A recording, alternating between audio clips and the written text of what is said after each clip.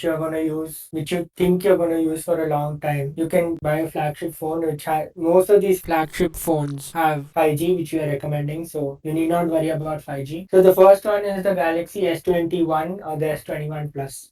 Yeah, so I'm gonna give the specs first of the S21. The Samsung Galaxy S21 comes with a 6.2 inch, which is top of the line. As we know, Samsung makes one of the best displays. It comes with a hole punch cutout in the middle. Comes with a 64 megapixel main sensor, which shoots really good pictures. Which can, I think it can shoot 8K, 8 GB of RAM. It comes with the Exynos 2000 processor in India. So for those of you who don't want any problems or any heating issues, because I've heard the Exynos this year is better, but I'm still not sure. So those of you who, if you're shopping from abroad, I would recommend getting the Snapdragon variant of this phone. But it's not like the Exynos is bad. It performs okay. It comes with a 4000 milliamp hour battery, which with Samsung's efficiency lasts for more than a day. The screen supports 120 Hz refresh rate and comes with HDR10 Plus. It comes with Android 11 and One UI 3.1.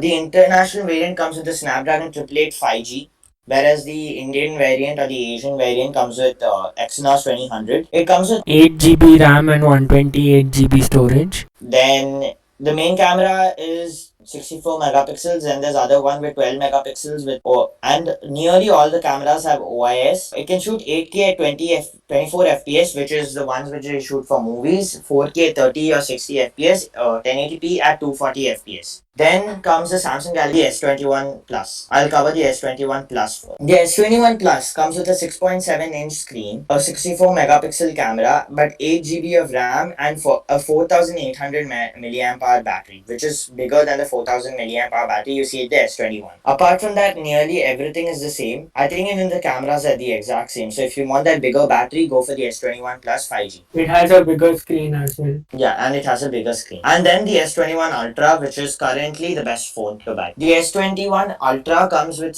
this will be over the 1 lakh range for those of you who are interested. 6.8-inch screen, 108 megapixels camera, which takes stunning shots. Best camera on a phone. 12 GB RAM and 16 GB RAM variants. Again, comes with the Exynos 2000. If you are spending this 1 lakh on this phone, I would recommend to getting it imported from somewhere else and getting the Snapdragon variant, because the Exynos 2000 is kind of disappointing for a 1 lakh phone. Comes with a 5000 mAh battery, which is decent, and with Samsung's optimization, we all know it lasts long. It can shoot 8K at 24 FPS, and it can shoot basically the same thing as all the other phones, but it comes with a bigger screen, more battery, and that 108 megapixel camera, and comes with 100x zoom, which is actual proper 100x zoom, not like the Xiaomi ones. That's it from the Samsung's range. But there is also one phone which nobody talks about. That's the S20 FE 5G. Although the S20 FE is an old phone from Samsung's S20 range, the S20 FE 5G has been updated, and I feel like this is around the 50 to 40 range, so not a flagship but not a mid-ranger. So I feel like if you are spending that kind of money, the S20 FE 5G is the only one you can go for. I don't think so there's any other competitor. So between the 35-40 range and 40 to 50 range, the S20 FE is the one to go for. So the next one is the recent iPhone 12 series. Yeah, so let me start with the iPhone 12 mini. The iPhone 12 mini and the iPhone 12 are the exact same. There's a misconception between people that there's a huge difference. See, the only differences between these two phones are the iPhone 12 mini has a smaller screen, which is kind of an advantage to me, which I don't find it as a disadvantage. And I'm telling you guys, trust me, smaller screens are better. People are slowly shifting towards smaller screens also. Even tech reviewers are shifting to the iPhone 12 mini because smaller screens make it more handy. A phone is not a device which is usually meant to be where media is meant to be consumed. So the mini is kind of the best for me personally. I feel like it's the one that's worth it to buy. The only disadvantage of the mini is that it comes with a 2227 milliamp hour battery, which kind of falls short. It comes with 4 GB RAM and Apple A14 Bionic. It comes with a 12 megapixel sensor which shoots really good photos. It comes with a Super Retina XDR OLED screen which supports HDR10 Dolby Vision. So you can, even if you're consuming media, you can which is Dolby Atmos supported, you can see it properly and you can get crisper sounds. It comes with iOS 14.1. It started with 14.1, but it'll get 5 years of upgrade. So longevity, this one's the one to go. Samsung doesn't get that that many years of upgrades. The selfie camera is also a 12 megapixel camera which shoots really good photos. It does not come with the 3.5mm headphone jack, but I feel like the iPhone 12 mini is the one to go for. MagSafe then again, but MagSafe is slowed down on the iPhone 12 mini compared to the iPhone 12 and the iPhone 12 Pro. That's because of the small design, but you won't notice the difference. The only it's by 3 watts is the difference. Standby is up to 15 hours when you're playing multimedia, but from the reviews I've seen, you get around 8 to 7 hours of screen time, which is pretty good. Then I would go to the iPhone 12. The iPhone 12 comes with a 6.1 inch screen, which is bigger.